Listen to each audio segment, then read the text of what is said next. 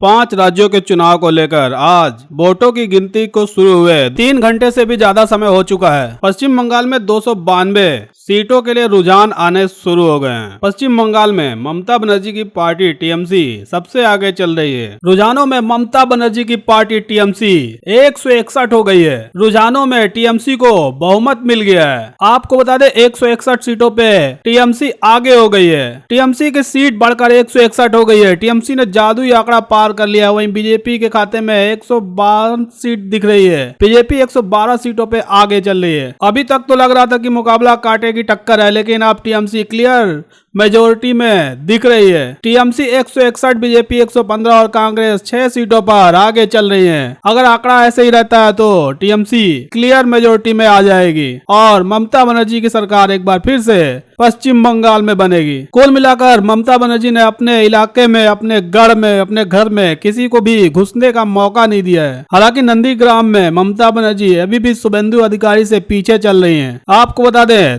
292 सीटों पर रुझान आ रहा है। 294 सीटों पर आना था, लेकिन 2 सीटों की चुनाव अभी टल गई है। वहीं दूसरी तरफ आसाम में 126 सीटों के लिए रुझान आने शुरू हो गए हैं, जिसमें बीजेपी 26 सीटों पर आगे चल रही है तो कांग्रेस 24 सीटों पर आगे चल रही है, जबकि अन्य के खाते में रुझानों में सिर्फ 1 सीट ही दिख रहा है। तो वहीं दूसरी तरफ पौंडीचेरी में 30 सीटों के लिए रुझान आने शुरू हो गए हैं, जिसमें बीजेपी 8 सीटों पर आगे चल रही है, वहीं कांग्रेस 3 सीटों पर आगे चल रही है। अन्य के खाते में 1 सीट है जिसपे वो आगे चल रहे हैं। वहीं दूसरी तरफ केरला में 140 सीटों के लिए रुझान आने शुरू हो गए हैं। केरल में लेफ्ट सबसे ज्यादा 30 सीटों पर आगे चल रही है, तो वहीं कांग्रेस 26 सीटों पर आगे चल रही है। भाजपा का यहाँ खाता भी खुलता हुआ नहीं दिख रहा है और अन्य के खाते में भी 0 सीट अभी दिख रही है। वहीं दूसरी तरफ तमिलनाडु में 234 सीटों के लिए चुनाव लड़ा गया था, जिसमें रुझान आने शुरू हो गए हैं। भाजपा के खाते में 26 सीटें, जिसमें वो अभी आगे चल रहे हैं। वहीं कांग्रेस 66 सीटों पर आगे चल रही है। अन्य पार्टियां 1 सीटों पर आगे चल रही हैं। आपको बता दें चुनाव आयोग ने असम, तमिलनाडु, पश्चिम बंगाल, केरल और पांडिचेरी में सुबह 8 बजे से ही वोटों की गिनती शुरू कर दिया है और शाम तक इसके रिजल्ट भी आ जाएंगे। इसी के साथ यह भी साफ हो जाएगा कि किस राज्य में किसकी सरकार बनेगी। वोटिंग के दौरान कोविड-19 महामारी से बचने के लिए गाइडलाइन का भी पालन किया जा रहा है। चुनाव आयोग ने एक कमरे में मतगणना के लिए सिर्फ 7 मेज रखी हुई है, जबकि इससे पहले 14 मेजें रखी जाती थी।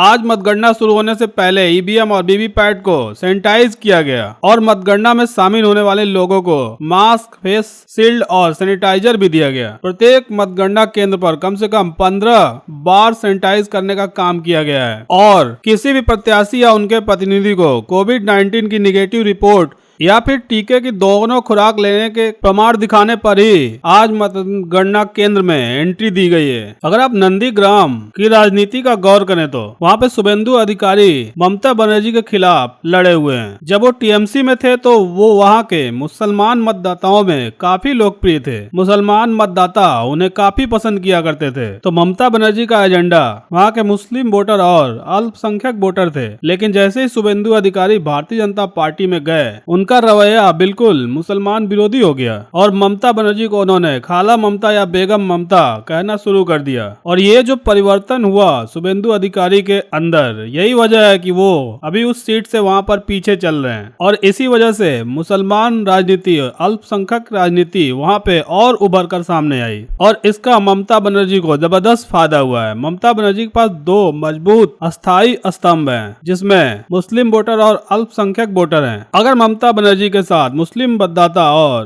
पश्चिम बंगाल की स्त्री मतदाता दोनों लगातार ममता बनर्जी के साथ रहते हैं तो उनको हराना नामुमकिन है और यही बात है कि भारतीय जनता पार्टी के लिए बहुत मुश्किल होगा कि उनको पश्चिम बंगाल में हराया जाए। जैसा कि आपने एग्जिट पोल में भी देखा था, एग्जिट पोल में पश्चिम बंगाल के एग्जिट पोल को चरणबद्ध तरीके से दिखाया गया था। पश्चिम बंगाल के एग्जिट पोल को कई चरणों में बांट कर दिखाया गया था, जिसमें सभी चरणों में पश्चिम बंगाल की टीएमसी यानी ममता बनर्जी की पार्टी सभी चरणों में बीजेपी से आगे थी। उससे पहले ये भी स्पष्ट हो गया था कि अगर भारतीय जनता पार्टी को जीतना है तो उसको पहले 5 चरणों में बहुत बड़ा तीर मारना था, जो कि वो करने में कामयाब नहीं रहे हैं। अंतिम के 3 चरणों में अगर भारतीय जनता पार्टी के वोट बढ़ भी जाएं, फिर भी उससे उनकी सीटें नहीं बढ़ने वाली हैं, क्योंकि सीटें तभी बढ़ेंगी जब वोट प्रतिशत आधा से अधिक होगा। तो भवानीपुर छोड़कर ममता बनर्जी ने जो नंदीग्राम से चुनाव लड़ने का दांव खेला है, वो शायद 100% उनके पक्ष में ही जाने वाला है। ये बात सही है कि ममता बनर्जी के पास निश्चित रूप से इस बार बहुत बड़ी चुनौती रही है, लेकिन आपको बता दें 2019 के भी चुनाव में भले ही उनके सीट कम हो, लेकिन उनका वोट प्रतिशत उतना ही था। पीएम मोदी ने भी आक्रामक रूप से प्रचार किया है, तो निश्चित रूप से उनको फायदा जोर मिलने वाला है। लेकिन ममता बनर्जी की पार्टी को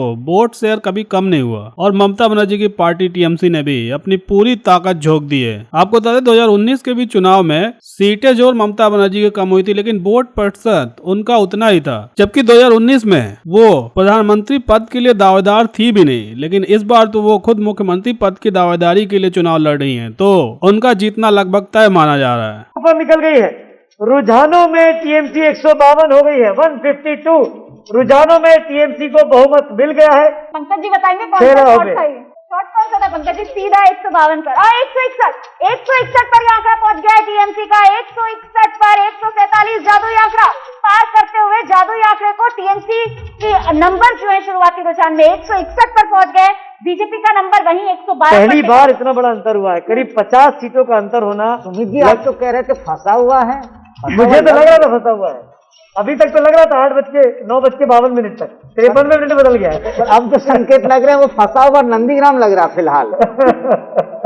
161 टीएमसी, 115 बीजेपी, 6 पे कांग्रेस, और ये साफ इशारा कर रहा है कि ये 45-50 सीटों का जो अंतर हुआ है, ये डिफाइनिंग मोमेंट है।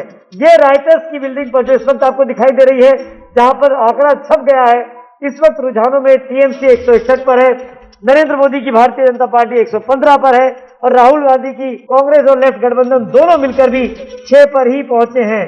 कुल मिलाकर ममता बनर्जी ने अपने गढ़ में, अपने इलाके में, अपने घर में किसी को घुसने नहीं दिया, लेकिन नंदीग्राम पर ममता बनर्जी अभी भी पीछे हैं। ये 292 टोटल स्ट्रेंथ है, और ये जो आंकड़ा है वो 282 सीटों का पूरा रुझान आपके सामने है। 282 सीटों का रुझान आ गया है। ममता बनर्जी टीएमसी। अब एक और बड़ी खबर है कि नंदीग्राम से ममता बनर्जी 7,287 वोटों से शुभेंदु से पीछे चल रही है। लगातार दोनों के बीच में फासला बढ़ता जा रहा है वोटों के लिए। ममता बनर्जी के लिए बहुत बड़ी बुरी खबर अभी आ रही है नंदीग्राम से। हालांकि अगर शुरुआती रुझान देखिए तो बहुमत से पार कर चुकी है उनकी पार्टी टीएमसी, लेकिन खुद नंदीग्राम में घिरती नजर आ रही हैं ममता बनर्जी। नंदीग्राम में ममता बनर्जी घिरती हुई नजर आ रही है। 7,200 वोटों से ममता बनर्जी शुभेंदु अधिकारी से पिछड़ गई है। 7,287 वोट के अंतर से शुभेंदु अधिकारी ने बढ़त बना रखी है। ममता बनर्जी पीछे चल रही है, लेकिन बड़ी बात यह कि टीएमसी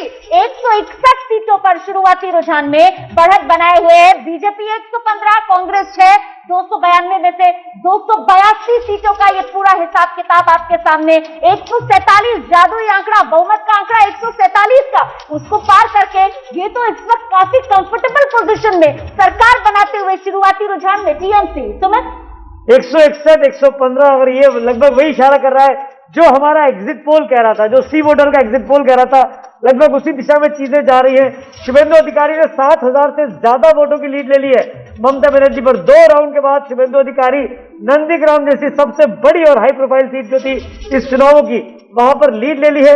ममता बनर्जी की पार्टी बहुमत के आगे निकल गई है रुझानों में, लेकिन अपनी सीट पर ममता बनर्जी पीछे चल रही है। रुमाना बिल्कुल अपनी सीट पर नंदीग्राम में ममता बनर्जी घिरी हुई नजर आ रही है। नंदीग्राम में ममता बनर्जी की परेशानी बढ़ती हुई नजर आ रही है। वो इसलिए नजर आ रही है क्योंकि लगातार नंदीग्राम में वोटों का फासला बढ़ता हुआ, शुभेंदु अधिकारी बढ़त बनाते हुए, ममता बनर्जी पिछड़ती हुई। 7,287 वोटों से ममता बनर्जी शुभेंदु अधिकारी से पीछे चल रही हैं। लेकिन राहत की बात यह कि टीएमसी बंगाल की सत्ता में वापसी करती हुई नजर आ रही है। शुरुआती रुझान ये कह रहे हैं कि ममता बनर्जी तीसरी बार बंगाल की सत्ता में वापसी करेंगी। टीएमसी का आंकड़ा 161, बीजेपी 115, कांग्रेस 6। पंकज और सिंगूर में एक बड़ा बदलाव हुआ। सिंगूर जहां से रविन्द्रनाथ भट्टाचार्य बीजेपी के कैंडिडेट आगे चल रहे थे, वहां टीएमसी ने अब बढ़त बना ली है। करीब वो 6,646 वोटों से टीएमसी के उम्मीदवार बेचाराम मन्ना आगे चल रहे हैं। तो ये बड़ा उलटफेर सिंगूर में हुआ है, लेकिन क्या नंदीग्राम में होगा?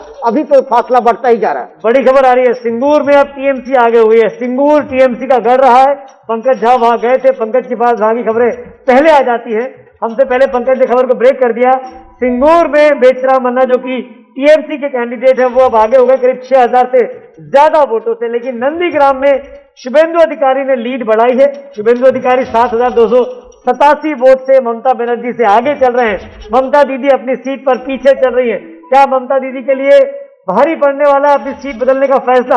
लगातार इस खबर पर नजर बनी हुई है। तो कर्मभूमि टीएमसी की सिंगूर, एक कर्मभूमि सिंगूर, दूसरी कर्मभूमि नंदीग्राम। एक कर्मभूमि सिंगूर में टीएमसी ने वापसी कर ली है। टीएमसी के कैंडिडेट सिंगूर में बढ़त बनाते हुए नजर आ रहे हैं। अभी तक पीछे चल रही थी टीएमसी सिंगूर में, लेकिन अब सिंगूर में टीएमसी की वापसी, टीएमसी आगे। नंदीग्राम में क्या होगा? नंदीग्राम भी टीएमसी की बड़ी कर्मभूमि। सुने, बड़ी खबर आ रही है, बड़ी खबर आ रही है। इस वक्त बड़ी खबर हल्दिया से आ रही है। हल्दिया से बीजेपी की तापसी मंडल आगे चल रही है। हल्दिया सीट पर बीजेपी की तापसी मंडल है, वो सीट पर आगे चल रही है। यानी कई बड़े चेहरे आगे चल रहे हैं, कई बड़े चेहरे पीछे चल रहे हैं। जैसे जैसे अपडेट मिलता जा रहा है हम आपके पास पहुंचाते जा रहे हैं। हल्दिया पर बीजेपी की तापसी मंडल आगे चल रही है, लेकिन सिंगूर पर टीएमसी वापस हो गई है। मन्ना साहब आगे निकल गए हैं और नंदीग्राम में ममता बनर्जी पीछे चल रही है। हल्दिया से बीजेपी की तापसी मंडल आगे है। पंकज, सुमित, हल्दिया की जो सीट है बिल्कुल पड़ोस की सीट है ये नंदीग्राम की। नदी के उस पार नंदीग्राम और नंदीग्राम के इस पार हल्दिया है, और हल्दिया से बीजेपी आगे चल रही है और नंदीग्राम से भी बीजेपी आगे चल रही है। कैसे होगा? एक सिंगूर तो बचा पा रही है, दूसरी कर्मभूमि और इस बार अपनी सबसे तो वहीं आसाम में बीजेपी 27 सीटों पर आगे चल रही है और कांग्रेस 25 सीटों पर आगे चल रही है। पांडिचेरी की बात करें तो बीजेपी 9 सीटों पर आगे चल रही है और कांग्रेस 3 सीटों पर आगे चल रही है। जबकि केरला में लेफ्ट 31 सीटों पर आगे चल रही है और कांग्रेस 27 सीटों पर आगे चल रही है। जबकि बीजेपी के खाते में अभी भी कोई भी सीट नहीं आया। जबकि तमिलनाडु में बीजेपी 27 सीटों पर आगे चल रही है और कांग्रेस 70 सीटों पर आगे चल रही है।